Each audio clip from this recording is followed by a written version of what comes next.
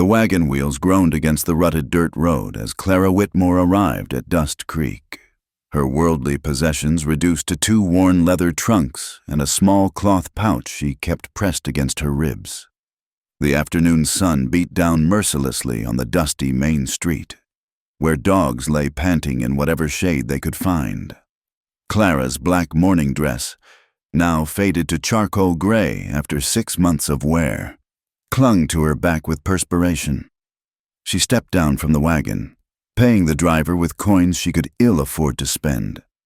The man tipped his hat but avoided her eyes, the same way folks had been doing since word spread about her husband's death and the circumstances that followed. Clara had learned to wear their judgment like armor. The church stood at the end of the street, its whitewash peeling in the desert heat. Clara made her way there, her boots clicking on the wooden boardwalk. Inside, the air was marginally cooler, and she found what she sought, a board covered with notices for work, land sales, and missing livestock. Her fingers traced over the papers until one caught her eye. The handwriting was bold but unsteady, as if written by someone unaccustomed to the task. Cook needed at Hart Ranch, good wages, permanent position, apply in person, 15 miles northwest of town. W. Hart. Clara pulled the notice from the board and studied it. She'd heard of Hart Ranch even in the short time she'd been searching for work. It was one of the larger spreads in the territory, but folks spoke of it in hushed tones. Outside the church, she nearly collided with Mrs. Elmhurst, the minister's wife, a woman whose tongue was sharper than any blade. Mrs. Whitmore, the older woman said, her eyes narrowing as they took in the notice in Clara's hand. Surely you're not thinking of going out to Hart Ranch? I need work. Mrs. Elmhurst. That place is cursed. Mark my words. Weston Hart's been alone out there since the tragedy. No decent woman would. Then it's fortunate I'm no longer considered decent, isn't it? Clara's voice was steady as granite. She'd learned that backing down only encouraged more pecking. Mrs. Elmhurst's face flushed. That ranch has seen nothing but sorrow. The hands are rough men, barely civilized, and Mr. Hart himself.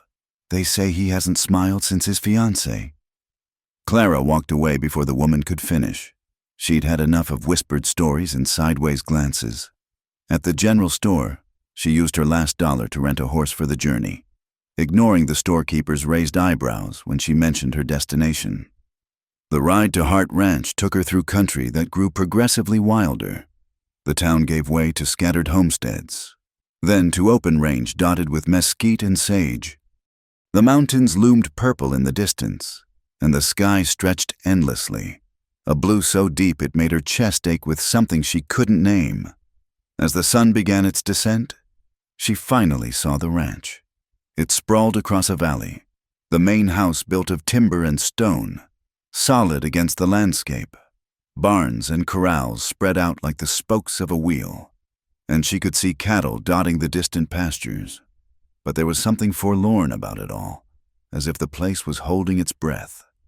Clara rode through the gate, her back straight despite her exhaustion. Several ranch hands stopped their work to stare. She ignored them, focusing on the main house. She'd barely dismounted when the front door opened. Weston Hart was not what she'd expected.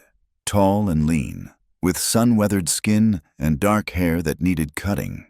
He moved with the easy grace of a man comfortable in his own skin.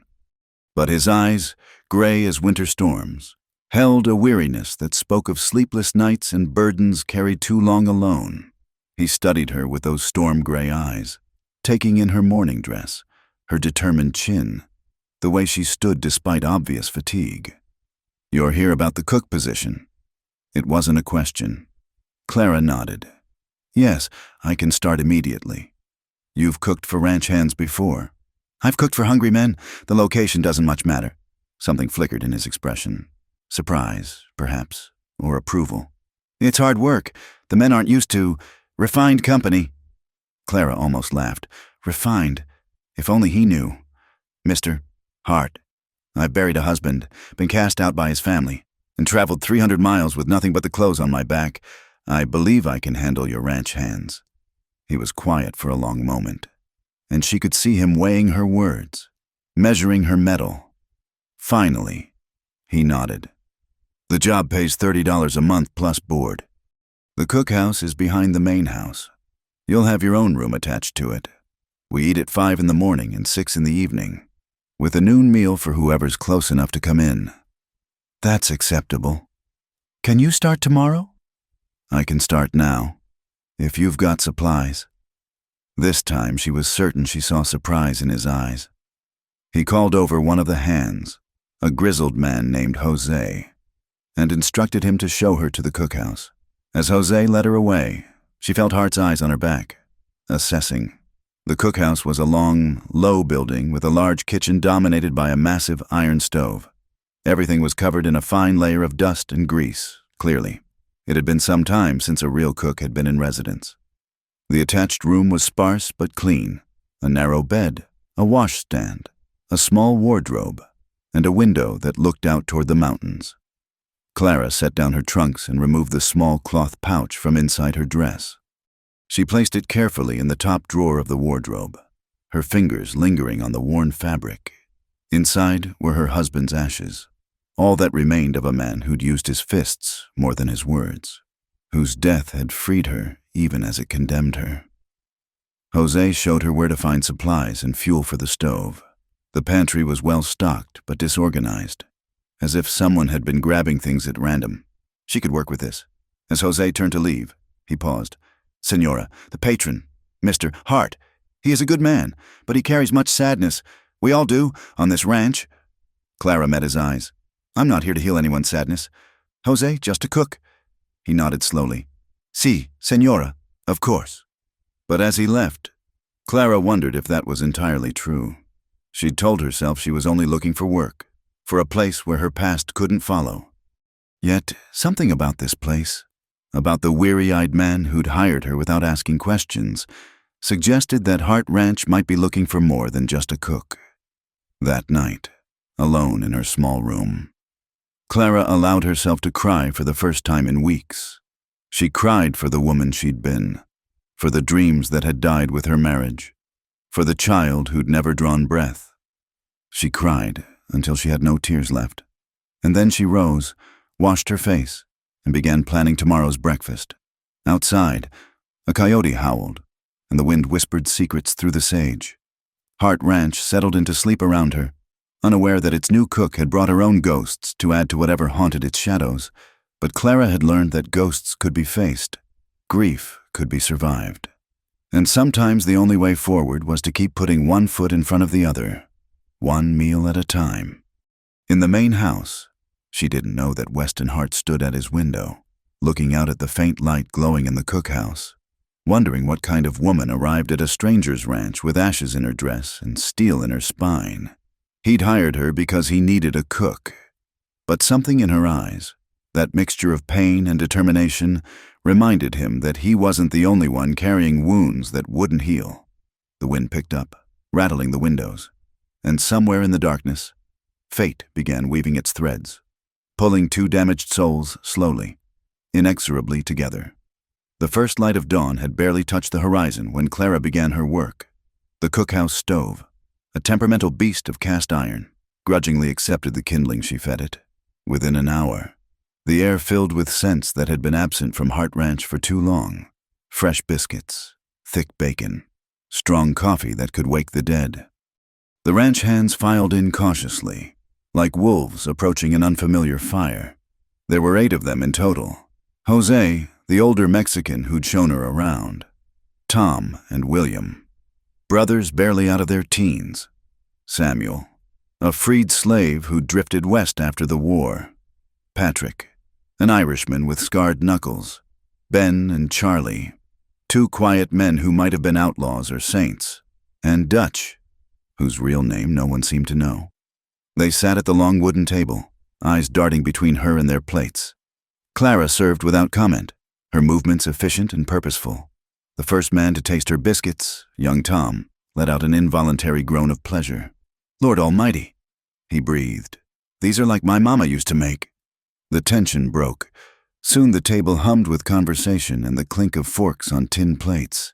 Clara noticed how they ate, not like animals, as she'd been warned, but like men who'd forgotten that food could be more than fuel. Weston Hart entered last, pausing in the doorway as if surprised by the transformation. The cookhouse, which had felt like a tomb yesterday, now pulsed with life. His eyes found Clara, who was already preparing more biscuits. "Coffee's on the stove," she said without looking up. "Sit wherever you like." He took a seat at the head of the table, and she brought him a plate.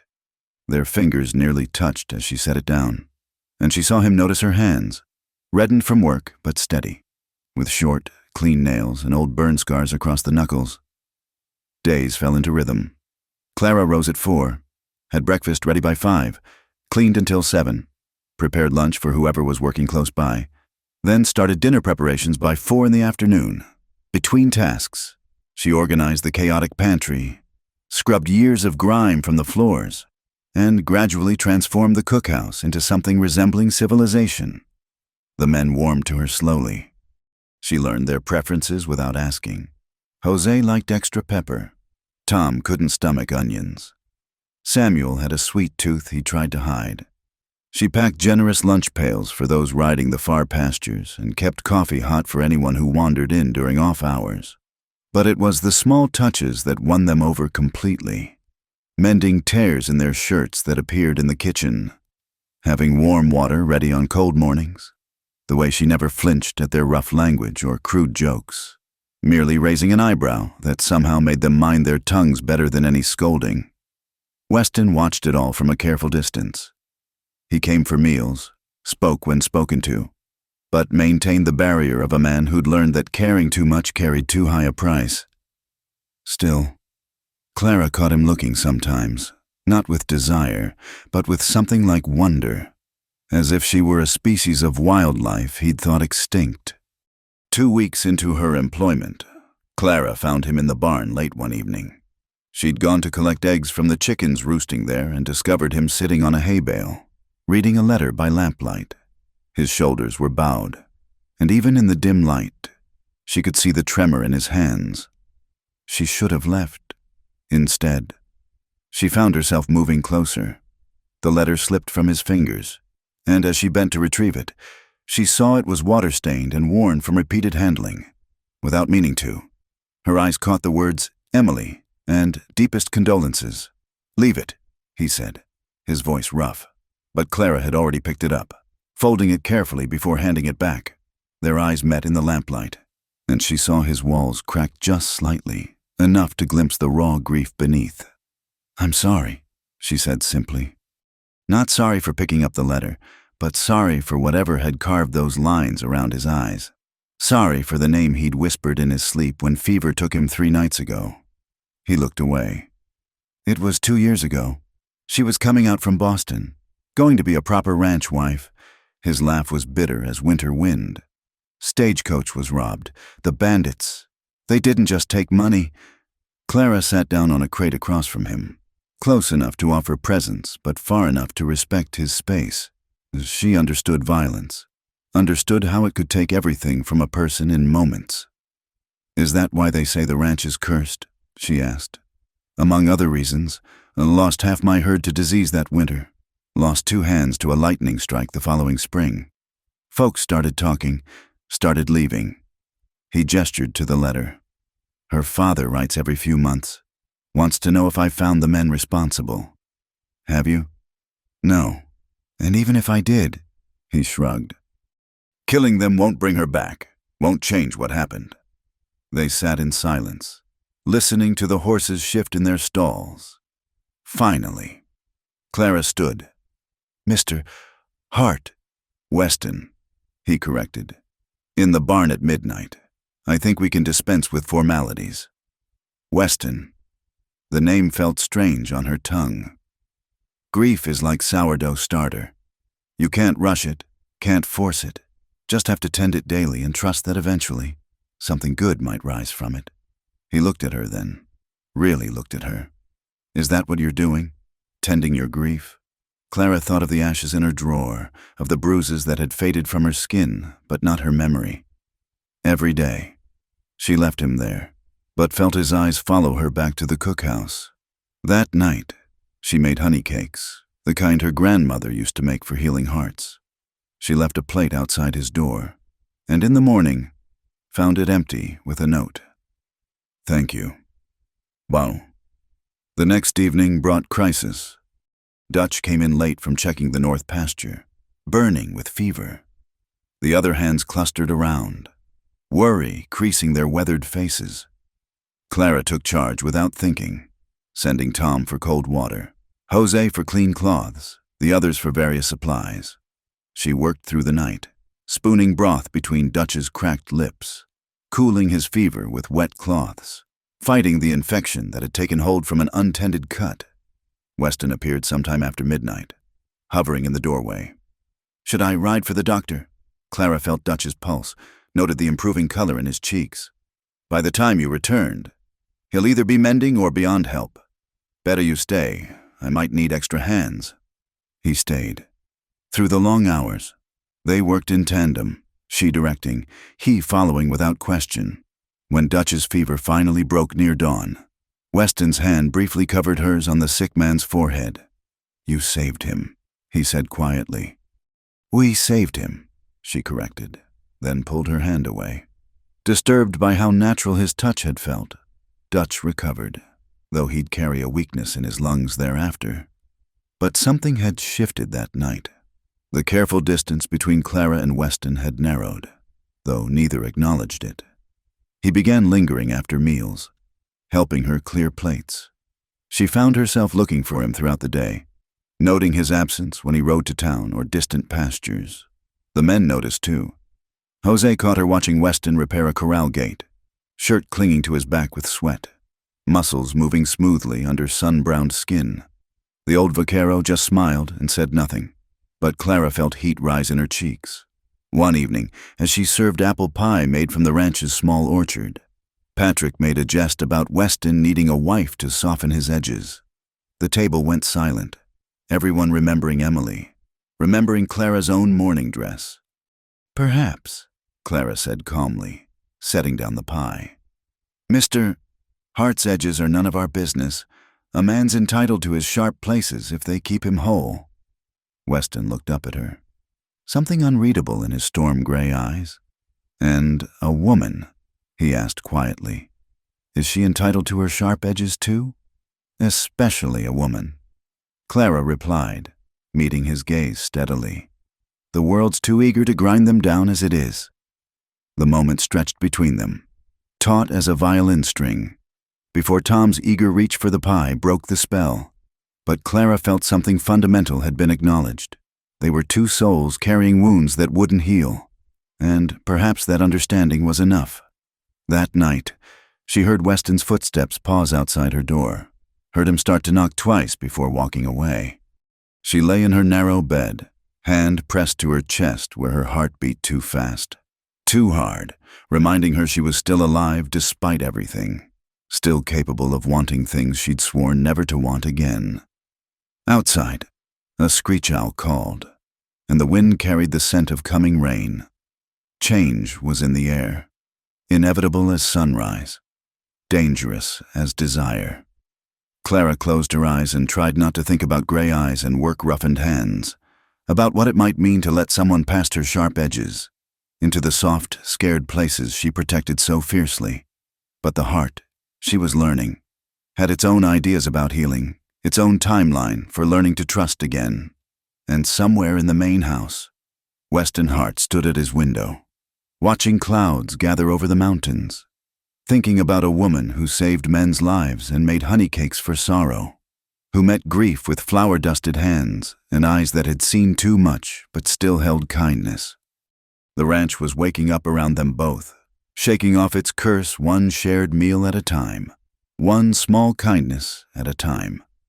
Neither of them was ready to name what was growing between them, fragile as spring grass.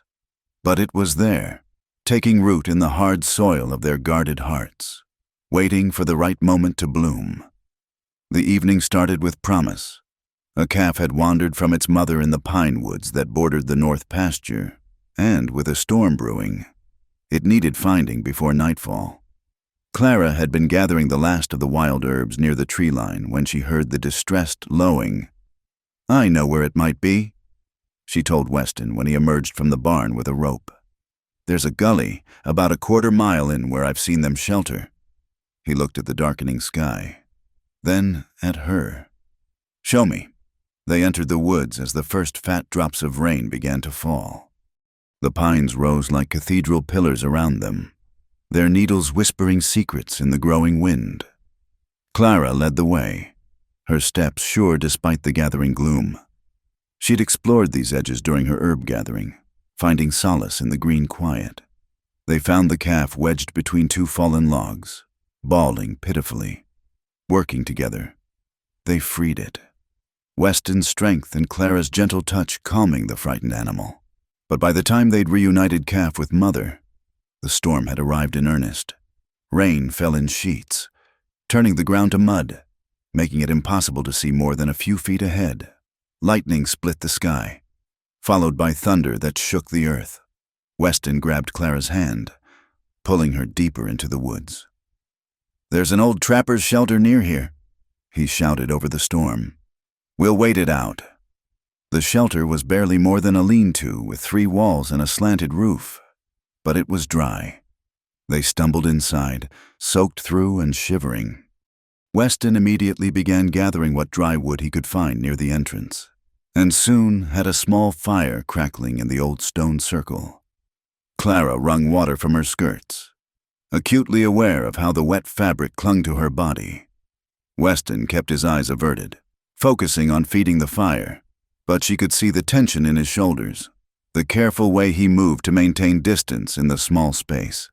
They sat on opposite sides of the fire, steam rising from their clothes, listening to the storm rage outside.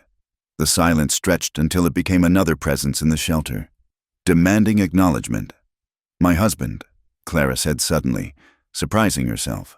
"Used to say I called storms down with my moods, said my temper brought lightning." Weston looked up sharply. It was the first time she'd mentioned her marriage. "The night he died," she continued, staring into the flames. "There was a storm like this. He came home drunk, angrier than usual. Started in on me about the washing not being done, about the meal being cold." Her hands clenched in her lap. "I'd lost the baby that morning. Our baby, alone, bleeding on the kitchen floor while he was at the saloon." The fire popped, sending sparks upward.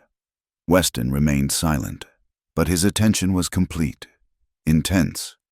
"When I told him, he said it was God's judgment, said no child of mine would ever draw breath because I was cursed." Clara's voice remained steady, but tears tracked down her cheeks. "Something broke in me then, 22 years old, and I felt ancient. I told him I wished he was dead." She paused, remembering. He raised his fist, like always, but this time, I didn't cower. I looked him in the eye and said it again. "I wish you were dead. Marcus Whitmore. I pray for it every night." "He hit you?" Weston's voice was low, dangerous. "Not that night. He saw something in my face that scared him. I think he left, went back to the saloon." Clara pulled her knees to her chest. "They found him the next morning in an alley. His heart gave out. The doctor said, too much whiskey, too much hate poisoning him from inside." "Clara."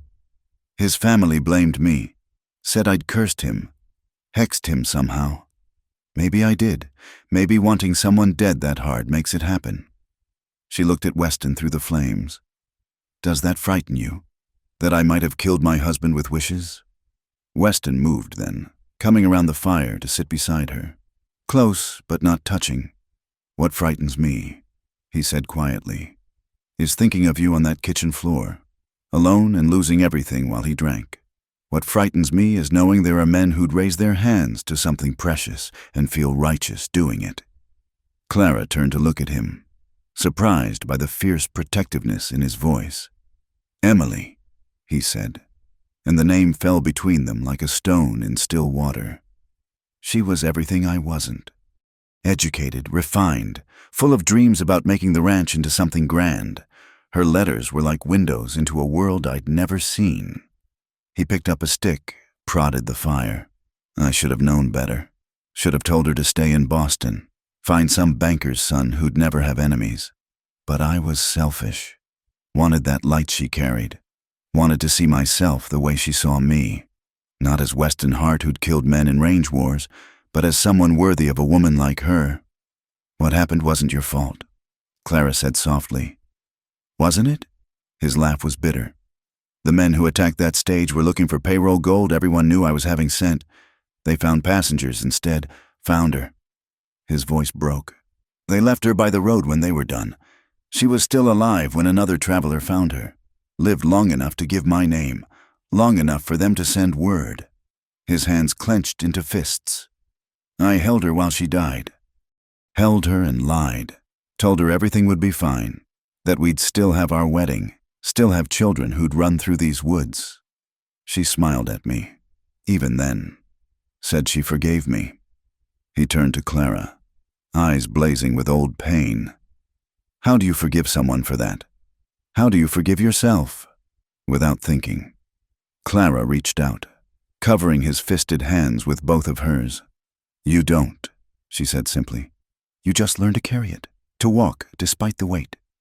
They sat like that, hands linked, sharing the burden of their separate griefs. The storm raged on, but inside the small shelter, something else was building, an understanding born of mutual loss, a recognition of kindred damage. I dream about her, Weston admitted. See her on the road, asking why I didn't protect her. I dream about the baby, Clara whispered. Wonder if it would have had Marcus's eyes or mine, whether knowing its father might have changed things. The fire had burned low. Weston added more wood, then settled back beside Clara. Somehow, they'd moved closer, shoulders touching, sharing warmth. We're quite a pair, he said eventually. A woman who might have cursed her husband to death and a man who got his fiancée killed. Broken souls, Clara agreed. But still here, still breathing, he repeated, and turned to look at her. The air changed, charged with something beyond the storm's electricity. Clara became acutely aware of every point of contact between them, of the way his eyes had dropped to her mouth.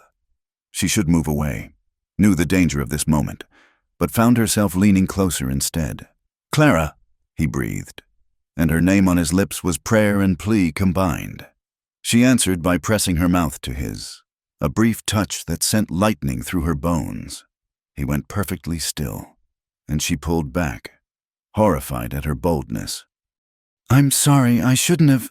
He caught her face between his hands, gentle as if she might shatter, and kissed her properly.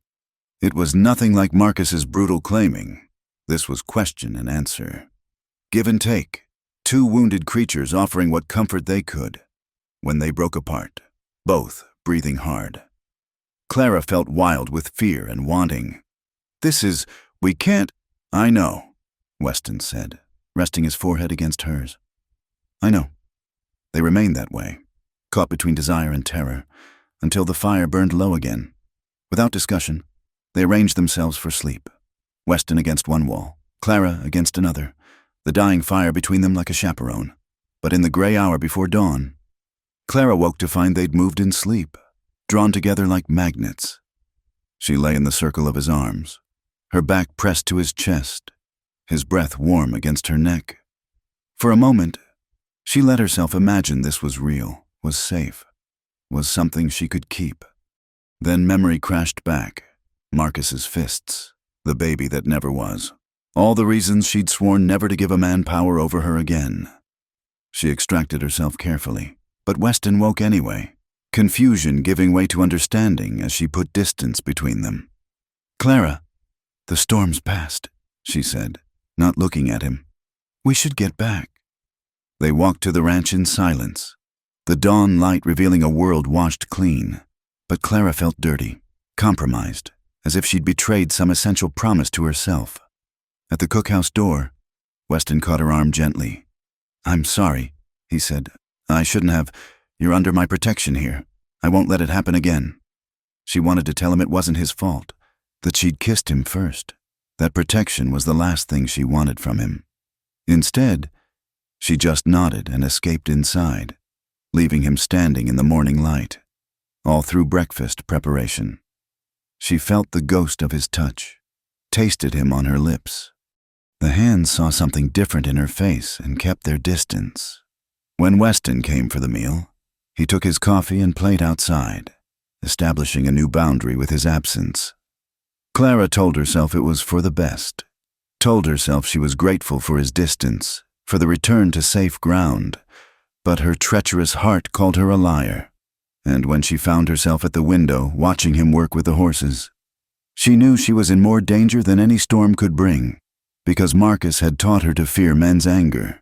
But Weston Hart was teaching her something far more dangerous, that some men could be gentle, could hold pain without spreading it, could kiss like a question instead of a demand, and that knowledge, she feared, might be her undoing. The distance Weston had established after their night in the storm held for nearly a week. He took his meals with the hands, but barely spoke, his eyes never quite meeting Clara's.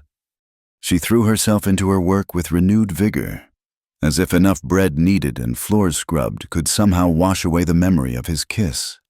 But the ranch hands weren't blind. They noticed the careful space their boss maintained around the cook, the way Clara's hands trembled slightly when she served his coffee.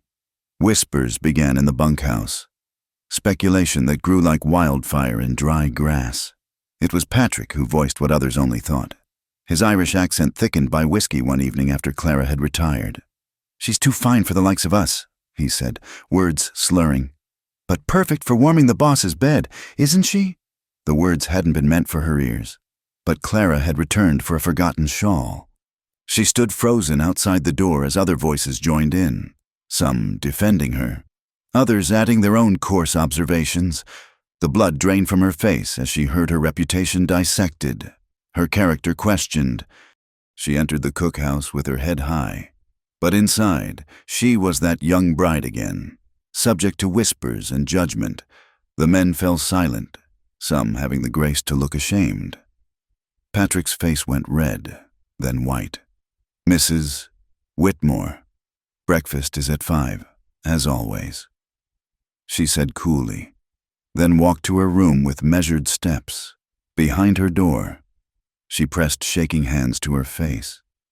She'd been a fool to think she could escape her past, could work here without speculation, a widow, still young, living among men. Of course, tongues would wag. The next morning, tension filled the cookhouse like smoke. Clara served breakfast with mechanical precision, her face a mask. Weston arrived late, immediately sensing the changed atmosphere. When Patrick mumbled an apology to Clara, Weston's eyes sharpened. "What's this about?" "Nothing of consequence," Clara said firmly. "More coffee?" But the damage was done.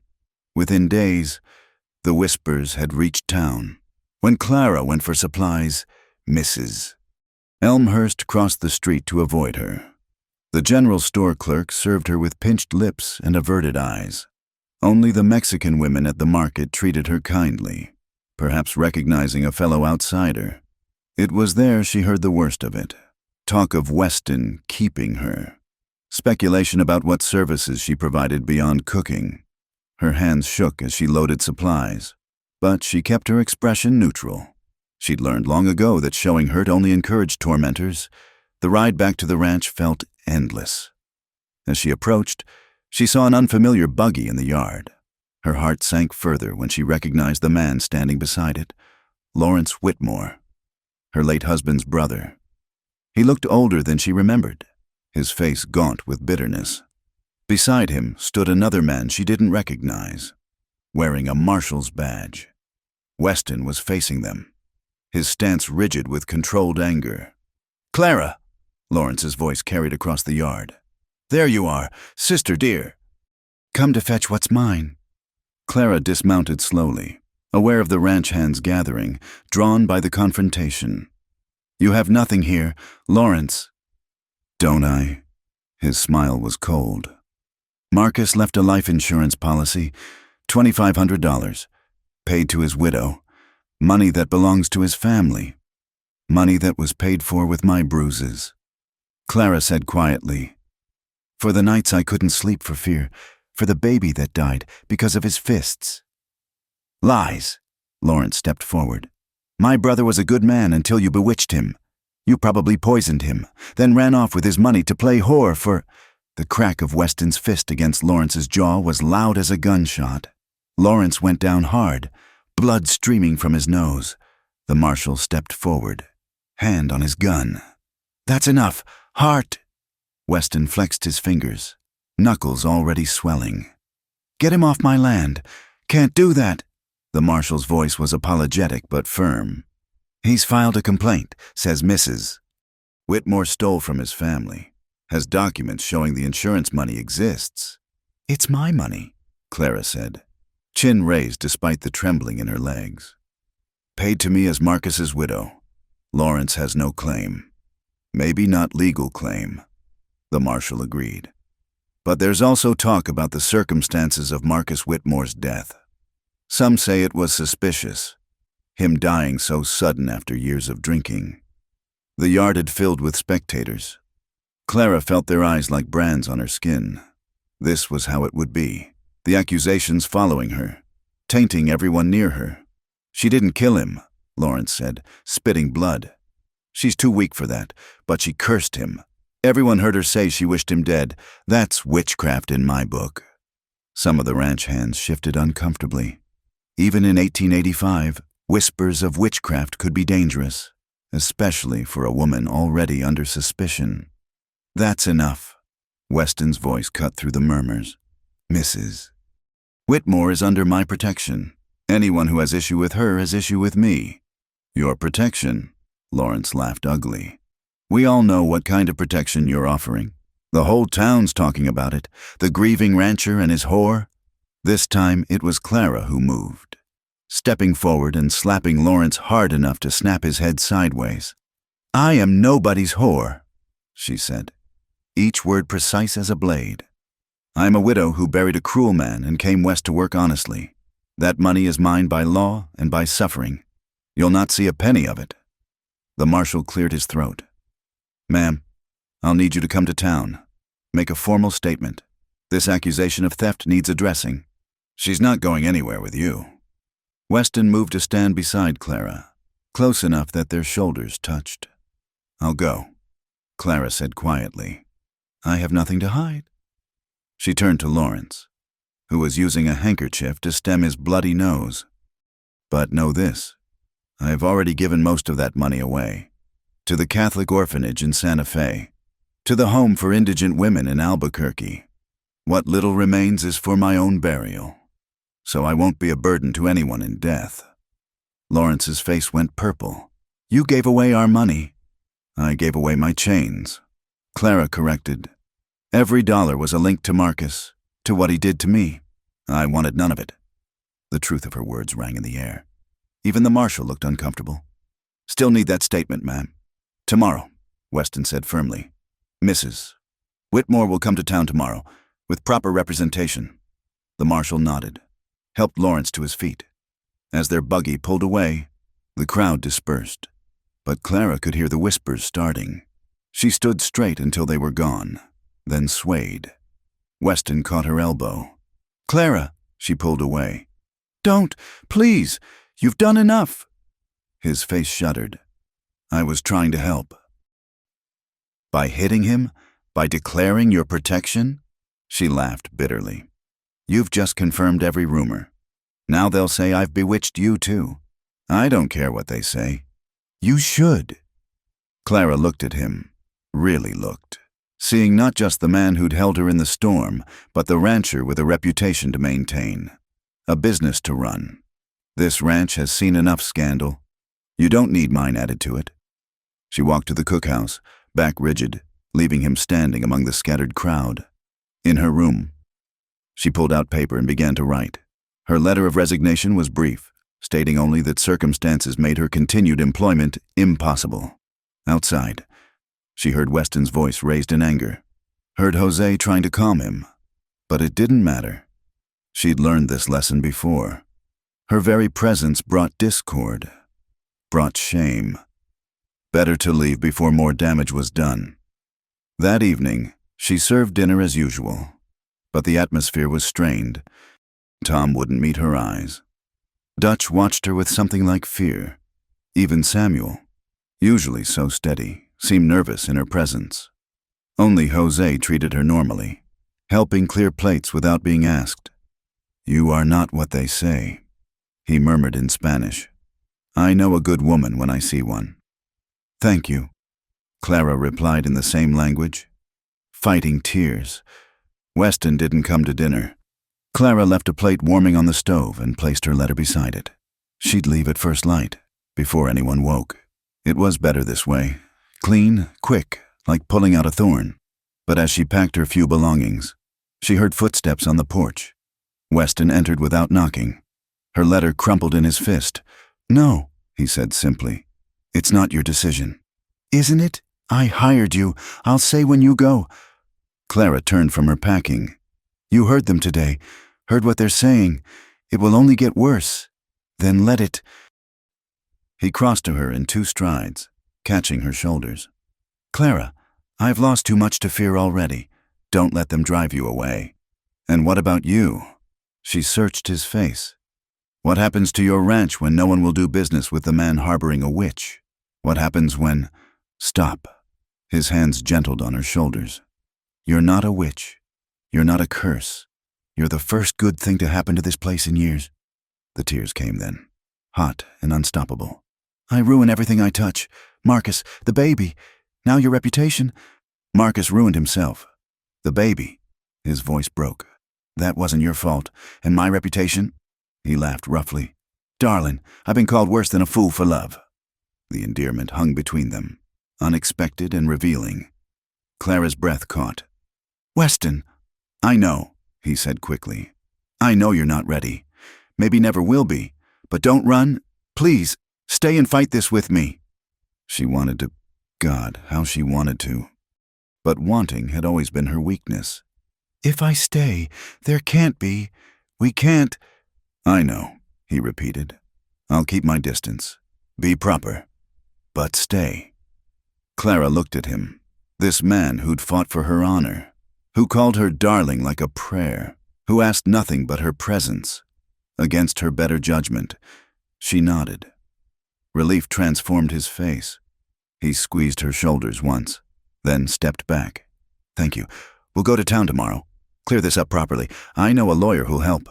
After he left, Clara unpacked slowly. Outside, night pressed against the windows, full of threat and promise. She'd agreed to stay, to fight, but deep down, she wondered if some battles were destined to be lost, no matter how hard you fought them. The letter of resignation lay on her table, torn but not discarded, a reminder that leaving was always an option, always the safest choice.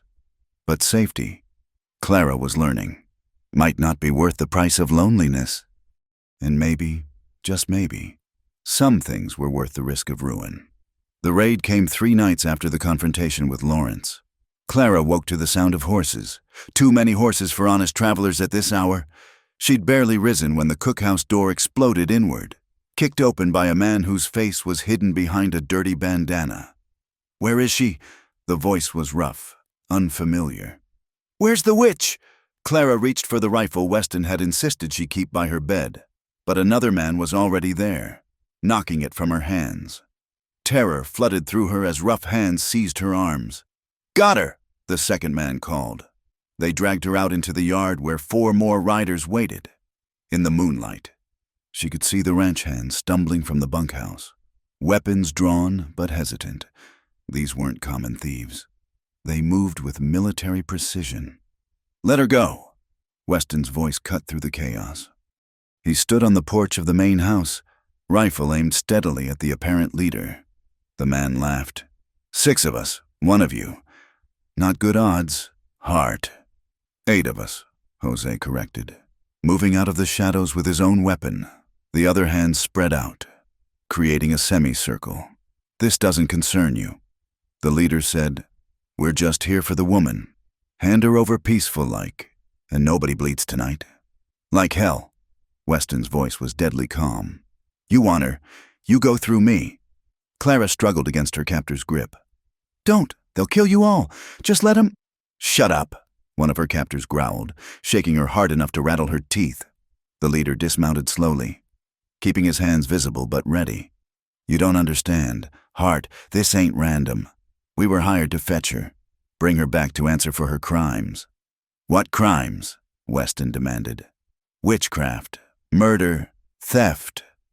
The man shrugged. "Don't much matter to us which is true. Money's the same either way." Clara's mind raced. Lawrence. It had to be. He'd hired these men when the law wouldn't help him. "How much?" she called out. "How much is he paying you?" The leader turned to her, interested. "Well now, that's smart thinking. But I don't reckon you can match his price. Try me." "Clara, no," Weston started. $500. The leader said, "Cash." Clara's heart sank. She had perhaps $50 hidden in her room, saved from her wages. But then she remembered. "There's a strongbox in the main house. Mister, Hart keeps payroll money there. Take it and go." "Clara!" Weston's voice was sharp with disbelief. She met his eyes across the distance. "Money can be replaced. People can't—" The leader considered. "Show me." "I'll show you," Weston said flatly. "She stays outside." As Weston led the man toward the house, Clara felt the grip on her arms loosen slightly. Her captors were watching their leader, attention divided. She'd grown up with brothers who'd taught her to fight dirty when cornered. Now, she remembered those lessons. She went limp suddenly, becoming dead weight. As her captors adjusted their grip, she twisted, driving her elbow hard into one man's stomach while stomping on the other's instep. The momentary freedom was enough. She ran. "Get her!" Gunfire erupted. Clara zigzagged toward the barn, hearing bullets whistle past. Behind her, she heard Weston roar her name. Heard more shots. Too many shots. She dove behind a water trough as wood splintered above her head. The firefight was brief, but vicious. When the shooting stopped, Clara peered out to see two of the raiders down, including the leader. The others were mounting up, fleeing into the darkness. Weston was on one knee in the dirt, clutching his shoulder where blood seeped between his fingers. "Weston!" Clara ran to him, tearing at her nightgown to make bandages. "I'm fine," he gritted out, though his face was pale in the moonlight. "Are you hurt?" "No." Her hands shook as she pressed fabric against his wound. "You fool. You absolute fool. I told you to give them the money." "Like hell was I buying your freedom from those bastards." He caught her hand with his good one. "Nobody takes you from here. Nobody." Jose appeared with medical supplies, and together they got Weston inside. The bullet had passed through cleanly, missing anything vital. But Clara knew how quickly such wounds could fester. She worked with steady hands, cleaning and binding while Weston sat stoically, jaw clenched against the pain. "The others?" he asked Jose. "Samuel took a graze. Tom's watching the bodies until we can fetch the marshal. The rest ran like rabbits." Clara tied off the bandage, then surprised herself by pressing her lips to Weston's forehead. "Don't ever do that again." His good hand came up to cup her cheek. "Can't promise that." The marshal arrived with dawn, bringing a doctor and too many questions. The dead raiders were identified as guns for hire from Texas, known for taking any job if the price was right. No direct connection to Lawrence could be proved, but the timing was too convenient for coincidence. "You folks were lucky," the marshal said, surveying the damage. "These boys don't usually leave witnesses." Clara pulled her shawl tighter, exhausted beyond measure. She'd been answering questions for hours, repeating her story while the doctor tended wounds and the undertaker loaded bodies. "Mrs. Whitmore saved us." Tom spoke up suddenly. The young man had been quiet throughout the questioning, but now his voice was firm. "Way she fought back gave us time to organize. She's no witch. She's brave as any man here." Others nodded agreement. Dutch, still weak from his illness, added, "If she hadn't warned about the strongbox, distracted them, we'd have been picked off one by one." The marshal made notes, expression thoughtful.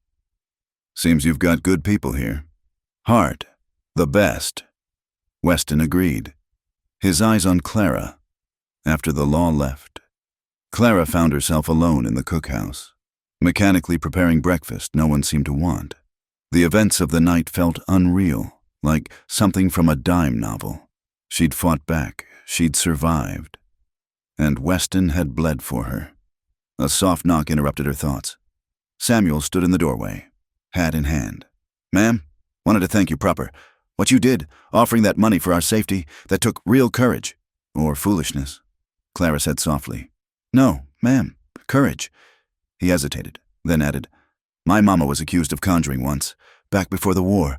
I know what it's like, having folks look at you like you're something evil when all you done is survive." Clara's eyes burned with unshed tears. "Thank you, Samuel." One by one, the others came. Jose with quiet words in Spanish. Patrick with a shamefaced apology for his earlier behavior.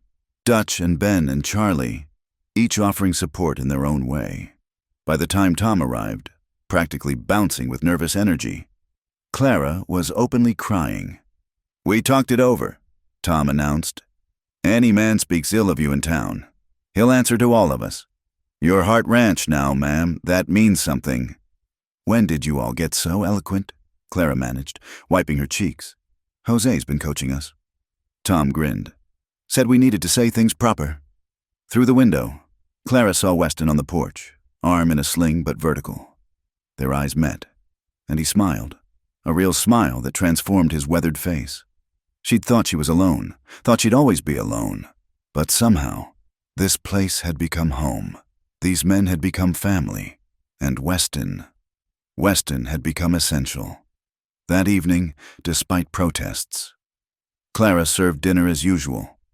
The meal was subdued, but somehow warmer than before. Unified by shared danger, survived. When Weston struggled to cut his meat one-handed, Clara wordlessly took his plate, cutting it for him before handing it back. Their fingers brushed in the exchange. And this time, neither pulled away. After dinner, as the hands dispersed, Weston lingered. "Walk with me?" Clara nodded, draping her shawl over her shoulders. They strolled toward the small garden he'd started for her, where shoots of herbs pushed through the soil. The night was clear, stars scattered like spilled salt across the sky. "I've been thinking," Weston said eventually, "about what you said. Nobody taking bullets for you. That's not true anymore." "I noticed," Clara said dryly. "Hence my request that you never do it again." He stopped walking, turning to face her. "I mean it. Clara, you're not alone anymore. Whatever comes, Lawrence, rumors, more hired guns, we'll face it together. You can't promise that." "You don't know what else might come. My past doesn't matter." He stepped closer, his good hand finding hers. "Your past brought you here. That's all I need to know." Clara looked up at him. This man who'd bled for her, who'd stood between her and harm without hesitation. "I'm scared," she admitted. "Not of Lawrence or his men, of this, of feeling safe, of believing it could last." "Then be scared," Weston said simply. "Be scared and stay anyway. Be scared and let me stand guard while you learn to trust again." She thought of Marcus, of all the reasons she'd sworn never to depend on a man again. Then she thought of Weston taking a bullet rather than let her be taken, of the ranch hands declaring her one of their own, of this rough sanctuary that had somehow become home. "All right," she whispered. "I'll stay. I'll try." Weston's smile was like sunrise after the longest night. He lifted their joined hands, pressing his lips to her knuckles in a gesture both courtly and tender. "That's all I ask." They stood there in the garden, hands linked, while night sounds rose around them, coyotes calling, wind through grass, the eternal whisper of the land itself. Clara felt something shift inside her chest, some last wall beginning to crumble. It terrified her. It thrilled her. She was staying, despite everything, because of everything. She was choosing to stay. And maybe, just maybe, that was the first step toward healing, not just surviving, but living again. Clara found the letter on her pillow 3 mornings after the raid. Her hands trembled as she recognized the handwriting, not Lawrence's, but worse. Margaret Whitmore, Marcus's mother, had written in thin, spidery script, You have 1 week to return what belongs to our family. Come alone to the old Whitmore homestead. If you refuse, we will take more than money. Your new friends at Hart Ranch have families too." Clara sank onto her bed, the paper crumpling in her fist. She'd been a fool to think it would end with hired guns. The Whitmores had deep roots in the territory, connections that ran like poisonous vines through every town and settlement. Through her window, she watched Weston working with a young horse, his movements careful but determined despite his healing shoulder. Jose's grandson had arrived yesterday to help with lighter duties, a boy of 10 with serious eyes. Tom was teaching him to rope. It was a scene of such ordinary peace that Clara's chest ached. She couldn't let the Whitmores destroy this. That evening, Clara served dinner with extra care: thick beef stew, cornbread with honey butter, dried apple pie made from the ranch's stores. The men ate with appreciation, unaware it might be her last meal among them. "You're quiet tonight," Weston observed, lingering as always after the others had gone. Clara forced a smile. "Tired, I suppose. The raid." He studied her with those storm-gray eyes that saw too much. "Clara, what is it?" For a moment, she nearly told him. Nearly showed him the letter, asked for help. But then she remembered Margaret Whitmore's cold fury at Marcus's funeral, the way she'd hissed "murderer" when Clara bent to place flowers on the grave. "Nothing," Clara said. "Just ghosts." That night, she wrote her own letter, not resignation this time, but explanation. She told Weston about the threat, about why she had to go. She asked him to understand, to not follow. She sealed it and left it in the kitchen where he'd find it come morning. Then she packed her few belongings, took the $50 she'd saved, and saddled the gentlest mare in the barn. The night was moonless, perfect for disappearing. She was at the gate when a figure stepped from the shadows. "Going somewhere, Senora." Jose's voice was soft, unsurprised. Clara's heart sank. "Jose, please, I know." He held up a lantern, illuminating his weathered face. "The Whitmore boy who brought supplies yesterday. He talks when he drinks. Mentioned his grandmother's plans. Then you know why I can't stay. They'll hurt all of you." Jose shook his head. "You think we are strangers to threats? This ranch has survived drought, disease, death. We will survive the Whitmores. Not if I'm here, not if—" "Clara!" Weston's voice came from behind her. She turned to see him emerging from the house, her letter in his hand. "Did you really think I'd let you go?" "You don't understand," Clara said desperately. "Margaret Whitmore is different from Lawrence. She has money, influence. She can destroy your business, have your contracts canceled, turn the whole territory against you. Then we'll raise sheep instead of cattle." Weston moved closer, his face calm in the lantern light. "Or horses.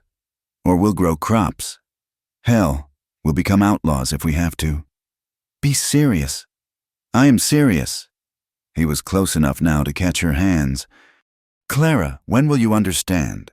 You're worth more than any contract, any reputation, any amount of money." "The hands made their choice," Patrick interrupted, appearing with the others. They stood in a loose semicircle, armed and ready. "We talked it over. Ma'am, any Whitmore sets foot on Heartland, they'll get a warm welcome." Clara looked at these men, rough, imperfect, loyal, and felt her resolve crumbling. "I can't ask this of you." "You're not asking," Weston said firmly. "We're offering. Now get down from that horse and let's make a proper plan." They gathered in the cookhouse, where Clara finally shared the whole truth. The full extent of Marcus's cruelty, the insurance money, Margaret's obsession with reclaiming what she saw as her son's legacy. "How much is left?" Weston asked practically. "Maybe $300, hidden in a bank in Santa Fe under another name. Then we give it to her." Tom suggested, "No." Clara's voice was firm. "That money is all I have left. My independence. I won't give her that satisfaction." "Then we meet them," Dutch said. "All of us. Show them they can't intimidate Hart Ranch." They debated through the night, and by dawn, they had a plan. Not the sacrifice Clara had intended, but something better. A stand. Together. 3 days later, they rode to town as a unit. Clara in the center, surrounded by the Hart Ranch men. Weston led, his posture declaring to anyone watching that Clara Whitmore was under his protection. The meeting was arranged at the hotel. Neutral ground. Margaret Whitmore arrived with an entourage. Lawrence still bearing bruises from Weston's fist. 2 lawyers and several hard-faced men who were clearly hired muscle. Margaret was a thin woman, dried out by bitterness and desert sun. Her eyes, when they found Clara, burned with the kind of hate that consumed from within. "You killed my son," she said without preamble. "Your son killed himself," Clara replied evenly. "With whiskey and rage and a heart that couldn't carry the weight of his own cruelty. Lies.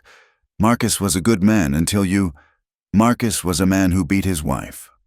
Clara's voice rose, carrying to the crowd gathering outside. "Who caused the death of his own child through violence. Who died cursing God for not making his fists harder." Margaret lunged forward, but Weston caught her wrist. "Touch her, and you'll regret it." "You dare defend this witch?" Margaret spat.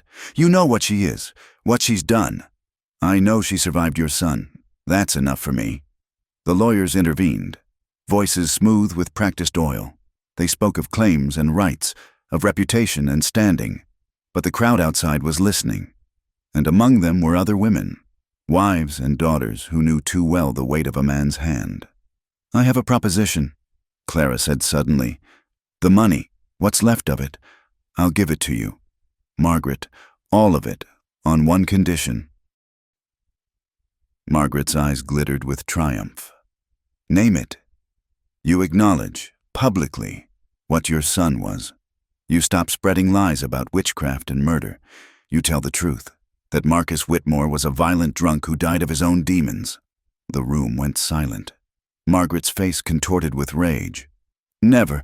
I'll see you hanged first. Then we're done here." Clara stood, and the Hart Ranch men rose with her. "Keep your vendetta. Hire your guns. We'll be ready." As they turned to leave, one of the women from the crowd stepped forward. She was young, with a fading bruise on her cheek. "Is it true?" she asked Clara. "Did you survive him?" Clara met her eyes. "Yes, I survived." The woman nodded slowly. Then louder, "Good!" Others took up the word. Women who'd been silent, who'd hidden their bruises and made excuses. They pressed forward, creating a barrier between Clara and the Whitmores. "Witch!" Lawrence called out desperately. "She's a witch who cursed my brother." "The only curse here," an older Mexican woman said firmly, "is men who use their fists instead of their hearts." Margaret Whitmore looked around, saw the tide turning. These were her neighbors, her customers, her social circle.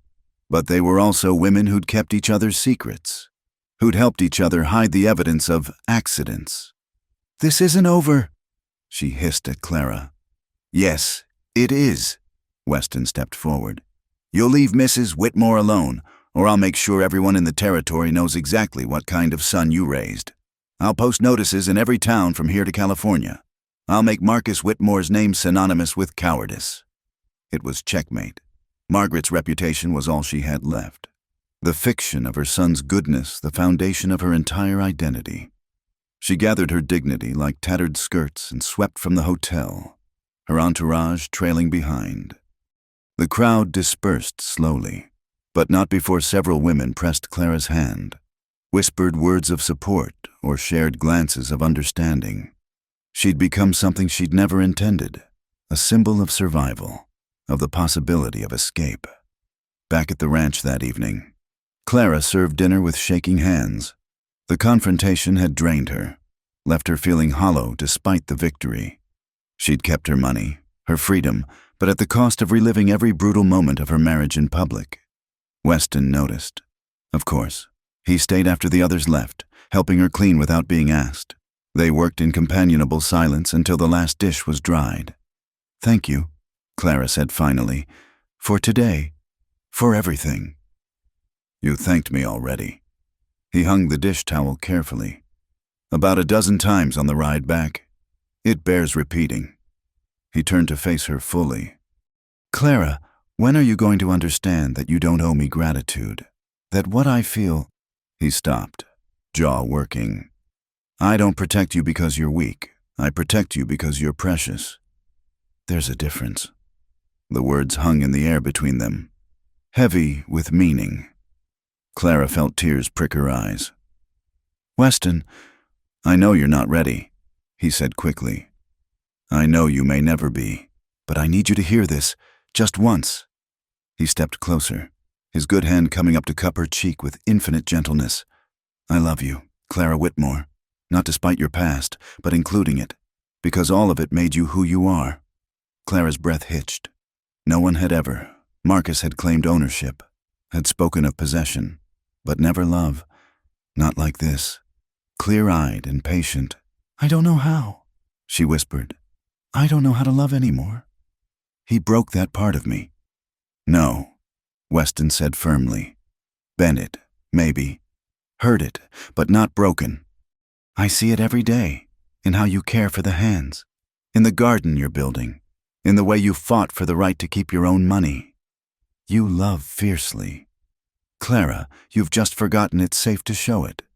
She was crying now, silent tears that he caught with his thumbs. What if I hurt you? What if I can never— Then we'll be friends who share a ranch and occasionally hold hands. His smile was crooked. Dear, I'll take whatever you can give, for as long as you'll give it. That's what love is, not possession, but patience. Clara rose on her toes and kissed him, soft and brief, tasting her own tears between them. When she pulled back, his eyes were closed, his expression reverent. Stay with me tonight, she whispered. Not for just stay. I don't want to be alone with the ghosts. He nodded, and they walked to her small room together.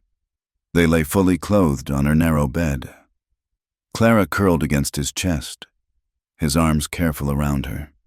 Outside, nightbirds called and wind rattled the windows.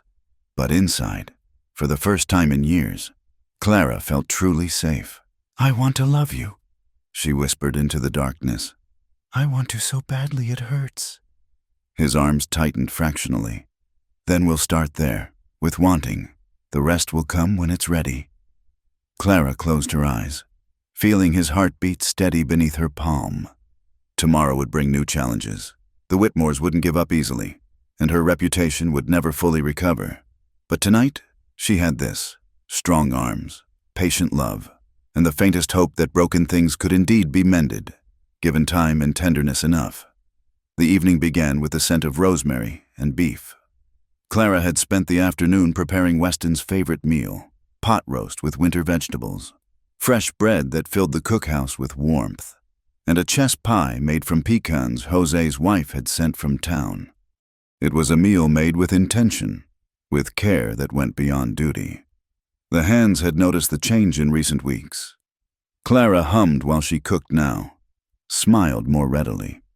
The garden Weston had started for her bloomed with late autumn herbs, and she often paused to tend them with gentle fingers. The darkness that had clung to her like morning fog was lifting, revealing the woman underneath. Weston arrived as the sun touched the mountain peaks, painting the sky in shades of copper and rose. He'd been working the far pastures, and dust clung to his clothes, but his eyes lit when he saw the spread she'd prepared. Special occasion, he asked, washing at the pump outside. Maybe, Clara said, suddenly shy. The hands are eating in the bunkhouse tonight. Jose's teaching them some card game he learned in Mexico. Understanding flickered across Weston's face. They would be alone, properly alone, for the first time since that night she'd asked him to stay. He'd kept his promise, patient, present, never pushing for more than she could give. They ate by lamplight, conversation flowing easy as water. Weston told her about finding a new spring in the north pasture, how it might mean they could expand the grazing area come summer. Clara shared news from town. The minister's wife had actually nodded to her at the mercantile, progress that would have seemed impossible months ago. You're different, Weston said suddenly, studying her across the table. Lighter, somehow. Clara considered this. I stopped carrying him, she said finally. Marcus, his ghost, his mother's hate. I set it all down somewhere between that meeting at the hotel and now. Good. His voice was warm as whiskey. You deserve to be free of it. They cleared the dishes together, working in companionable rhythm. Clara was acutely aware of every accidental touch, every shared glance. The air between them hummed with possibility. Walk with me? Weston asked when the last plate was dried. They strolled through the garden, then beyond to where a bench sat beneath an old cottonwood. The stars were just beginning to emerge, diamonds scattered across velvet. Clara shivered in the cooling air, and Weston draped his jacket around her shoulders without asking. I've been thinking, Clara began, then stopped, gathering courage. About that child I lost, Marcus's child. Weston went still beside her, knowing this ground was sacred, painful. I mourned that baby for so long, she continued. Blamed myself. Thought if I'd been stronger, better, more careful. She shook her head. But lately I wonder if maybe that soul knew what kind of father waited, what kind of life. Maybe some mercies come disguised as tragedies. Clara. Weston's voice was rough with emotion. I'm not saying I'm grateful, she clarified quickly. Just that I'm starting to see it differently. Starting to believe that maybe I could. She paused, took a breath. Maybe I could have another chance. With someone else. Someone kind. The night sounds faded to nothing. Weston turned to face her fully, his expression a mixture of hope and caution. What are you saying? Instead of answering with words, Clara reached up and touched his face. Her fingers traced the lines around his eyes, the weathered plains that spoke of years under desert sun. I'm saying that I'm tired of being afraid, tired of letting a dead man dictate how I live. She leaned closer, and this time when their lips met, it wasn't desperate or frightened. It was a choice, deliberate and sure. Weston responded carefully, his hands coming up to frame her face like she was something holy, something that might shatter if handled roughly. When they drew apart, both were breathing unsteadily. Clara, he said her name like a prayer. Are you certain? No, she admitted. But I'm certain I want to try. With you. If you'll have me, knowing I'm still learning how to be whole. His laugh was shaky. If I'll have you, Clara, I've been yours since the day you arrived and told me you could handle my ranch hands. They kissed again, deeper this time, and Clara felt something unfurl in her chest. Not fear, but its opposite. Desire. Yes, but more than that. Trust. The belief that this man would never use his strength against her, would never make her feel less than cherished. Come inside, she whispered against his mouth. Please. They walked back to the cookhouse hand in hand, in her small room. Weston lit the lamp while Clara stood by the window, suddenly nervous. It had been so long since she'd chosen this, since touch had meant anything but pain or duty. Weston seemed to understand. He sat on the edge of her bed, holding out his hand. We don't have to do anything you're not ready for. We can just... No! Clara moved to stand between his knees, her hands finding his shoulders. I want this. I want you. I need to go slow. Then we go slow, he said simply. What followed was a careful exploration, a tentative claiming of new territory. Weston's hands were gentle as they unpinned her hair, letting it fall in waves around her shoulders. Clara unbuttoned his shirt with trembling fingers, marveling at the warmth of skin, at touching because she wanted to rather than because she had to. They moved together with careful grace, clothes removed with quiet reverence, when skin met skin. Clara gasped, not from pain but from the shock of tenderness. Weston's hands mapped her body like she was territory to be memorized rather than conquered. You're beautiful, he murmured against her throat. So beautiful and brave. Clara had been called beautiful before, but always as prelude to taking. This was different. Appreciation without demand. Worship without possession. She felt tears slip down her cheeks, even as pleasure built in her blood. Don't cry, Weston whispered, kissing away the salt. Please don't cry. Good tears, she assured him. I didn't know there could be good tears with this. They came together fully as the lamp burned low, two souls finding rhythm in the darkness. Clara discovered that her body hadn't forgotten pleasure, had only buried it beneath years of survival. Under Weston's patient touch, she bloomed like the desert after rain, sudden, complete, miraculous. Afterwards, they lay entwined, sweat cooling on their skin. Clara's head rested on Weston's chest, listening to his heartbeat slow. She felt different, not diminished but expanded, as if she'd discovered rooms in herself she'd thought sealed forever. "All right?" Weston asked softly, his hand stroking her hair. "More than—" She pressed a kiss to his chest. "I didn't know it could be like that. Gentle, equal." His arms tightened around her. "It should always be like that. What you had before, that wasn't love. That was ownership." Clara thought about this, about all the ways Marcus had tried to make her small, contained. How different from this man who'd given her space to grow, who'd waited for her to come to him rather than taking what he wanted. "I love you," she said, the words coming easier than expected. "I may not be good at it yet, but I love you." Clara. Her name was reverent on his lips. "You're already good at it. You've been loving me in 100 small ways for months. Every meal, every smile, every time you trusted me enough to stay." They talked through the night, sharing stories they'd held back before. Weston told her about his childhood, about learning to ranch from a father who was hard but fair. Clara shared memories of her grandmother, who'd taught her to cook and to stand straight despite any burden. As dawn approached, they made love again, slower this time, savoring each touch and taste. Clara felt wild with freedom, with the knowledge that her body was her own to give, that pleasure could exist without pain shadowing it. When the first light touched the windows, they rose reluctantly.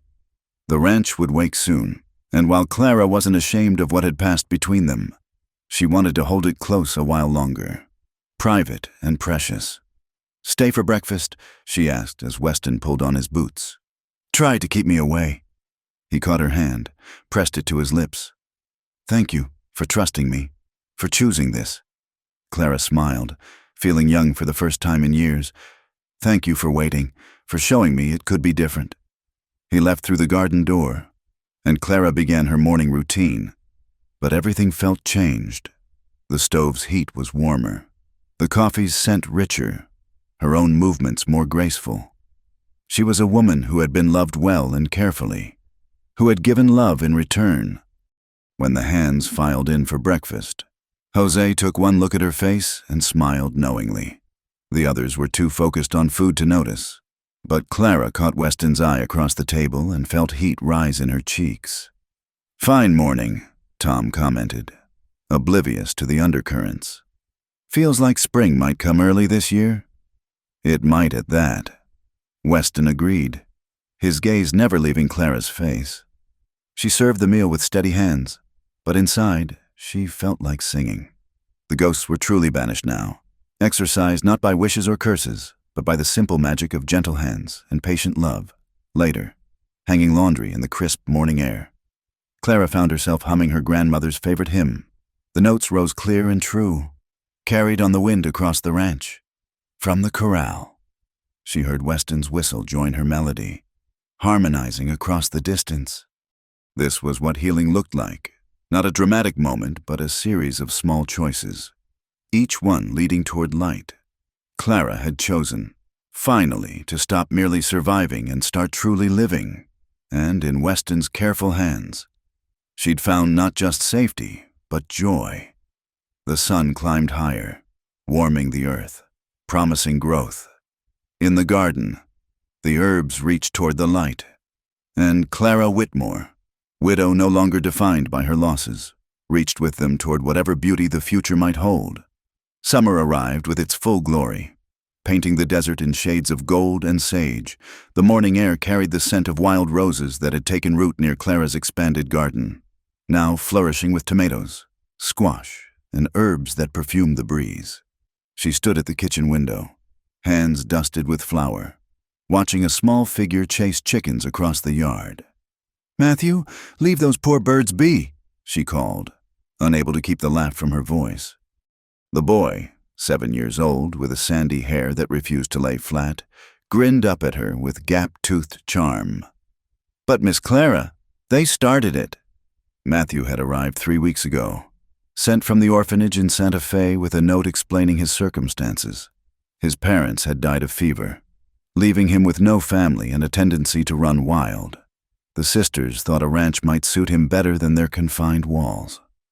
Clara had taken one look at those defiant eyes, so like her own had been at that age, and felt her heart crack open. Weston had simply nodded when she'd asked if the boy could stay. "We've got room," he'd said, but his eyes had been soft, understanding what this meant to her. Now, Matthew lived in the small room they'd added to the cookhouse, and the ranch had discovered what it meant to have a child's energy in their midst. The hands had taken to him immediately, teaching him to rope and ride, to mend fences and read the weather. But it was to Clara he came with scraped knees and bad dreams. To Clara he showed the treasures he found, interesting rocks, hawk feathers, the shed skin of a snake. "Breakfast is ready," she called now. "Go wash up and tell the others." The boy scampered off, and Clara returned to her baking. She was making extra bread today. They were expecting visitors, good visitors. For once. Jose's daughter was coming with her new husband, and Tom's mother was visiting from back east. The screen door banged open, and Weston entered, bringing the smell of leather and sunshine. Without hesitation, he wrapped his arms around her from behind, pressing a kiss to her neck. "Morning," he murmured against her skin. "You already said good morning," Clara reminded him, leaning back into his embrace. "3 hours ago, if I recall." "Doesn't mean I can't say it again." He turned her in his arms, studied her face with that intensity that still made her breath catch. "Happy?" "Yes," she said simply, and meant it. They'd been married 2 months now, in a simple ceremony in the ranch's main room. No white dress or fancy church, just Clara in her best blue dress and Weston in his cleanest shirt, surrounded by the hands and a few friends from town. The minister had come to them, understanding that some couples needed to make their vows on their own ground. Clara wore no traditional gold band. Instead, her finger bore a ring Weston had fashioned himself, ironed from a horseshoe that had saved his life in a riding accident, heated and shaped in the forge, polished until it gleamed like dark silver. "Strong as you are," he'd said when he slipped it on her finger, "and just as precious." The door burst open again, and Matthew tumbled in, followed more sedately by the hands. The morning ritual of breakfast unfolded with comfortable chaos. Jose teasing Dutch about his fear of Clara's new rooster. Tom and William arguing good-naturedly about whose turn it was to clean the stable. Samuel quietly helping Matthew cut his bacon into manageable pieces. "Letter came for you, boss," Patrick said, producing an envelope from his pocket. "From that cattle buyer in Amarillo." Weston read quickly, his expression brightening. "He'll take 50 head at the price we asked. Says our reputation for quality beef is spreading." A cheer went up from the table. The ranch was prospering in ways it hadn't for years. The curse, it seemed, had well and truly lifted. After breakfast, as the hands dispersed to their duties, and Matthew reluctantly headed to his lessons with Clara, she was teaching him his letters using recipes and ranch records. Weston lingered. "I've been thinking," he said, "about the south pasture. The grass there is rich enough to support a larger herd." "You want to expand?" Clara dried her hands on her apron, considering. "We'd need more hands. Maybe, or maybe." He paused, seeming almost shy. "Maybe we plan for the future, for when Matthew's older, for when there might be others." Clara's hand moved unconsciously to her belly, still flat beneath her apron. It was too early to be certain, but she'd been tired lately, and her monthly courses were late. The possibility bloomed between them, unspoken but understood. "Others would be welcome," she said softly. Weston crossed to her in 2 strides, cupping her face with work-roughened hands that had only ever been gentle with her. "Have I told you today that I love you?" "Only a dozen times." She smiled up at him. "I never tire of hearing it." Their kiss was interrupted by Matthew's voice from the garden. "Miss Clara, the tomatoes are turning red. Can I pick one?" "Only the very reddest ones." Clara called back. Then to Weston, "I should go supervise before he strips the plants bare. I'll come with you." They walked out together into the brilliant morning. In the garden, Matthew was crouched among the tomato plants, examining each fruit with serious concentration. The sight made Clara's chest tight with emotion she couldn't quite name. "Here." She knelt beside him. "See how this one gives just slightly when you press? That means it's perfect." Matthew picked the tomato with reverent care, then immediately bit into it like an apple, juice running down his chin. "It's good." "Everything Miss Clara grows is good," Weston said, ruffling the boy's hair. They spent the morning in the garden, Clara teaching Matthew to distinguish between weeds and vegetables, Weston repairing a section of fence the rabbits had been testing. It was ordinary, domestic, perfect. Later, as Clara prepared the noon meal, she found herself thinking about time's strange mathematics. 2 years ago, she'd arrived at Hart Ranch with ashes in her pocket and ice around her heart. She'd planned only to survive, to work until she'd saved enough to disappear entirely. Instead, she'd found home, found family and rough men who'd die to protect her, found a son in a wild boy who needed love as much as she needed to give it, found a husband who understood that strength could be gentle, that love was patient action rather than passionate words. "You're wool gathering," Weston observed from the doorway. Clara smiled, thinking about then and now, about how I told Jose I wouldn't heal anyone. "You didn't heal us," Weston said, coming to stand beside her at the stove. "You just reminded us we weren't as broken as we thought." That afternoon, their visitors arrived. Jose's daughter Maria was bright with happiness, her new husband clearly besotted. Tom's mother, a tiny woman with her son's easy smile, surveyed the ranch with approving eyes. "Tom writes that you've transformed this place," she told Clara over tea. "Says you've made it a home again." "The ranch transformed me more than I transformed it," Clara replied honestly. They served dinner outside under the cottonwoods, lanterns strung between the branches as the sun set. Matthew fell asleep with his head in Clara's lap, worn out from showing off his new roping skills. The conversation flowed like water, punctuated by laughter and the clink of glasses raised in toasts. "To Hart Ranch," Jose proposed, "and to the woman who brought it back to life." "To second chances," Weston countered, his eyes finding Clara's across the table. "And the courage to take them." Clara raised her own glass, filled with cool spring water rather than wine, just in case her suspicions were correct. "To family," she said simply. "The kind you're born to and the kind you choose." As the evening wound down and guests found their beds, Maria and her husband in the main house's guest room, Tom's mother in fresh quarters in the bunkhouse, Clara and Weston sat alone on the porch. Matthew was a warm weight in Weston's arms, carried sleeping to his bed. "Good day," Weston said when he returned, settling beside her on the bench. "The best," Clara agreed. Leaning into his shoulder, they sat in comfortable silence, watching stars emerge in the vast sky. Somewhere in the darkness, a coyote called and was answered. The night sounds of the ranch rose around them, horses shifting in the corral, the windmill creaking gently, the eternal whisper of wind through grass. Clara thought about the letter she'd written that morning, tucked away in her desk drawer. "Dear Clara of 2 years ago, if someone had told you that you'd find love again, you'd have laughed bitter as lye soap. If they'd said you'd mother an orphan boy and maybe carry new life beneath your heart, you'd have called them mad.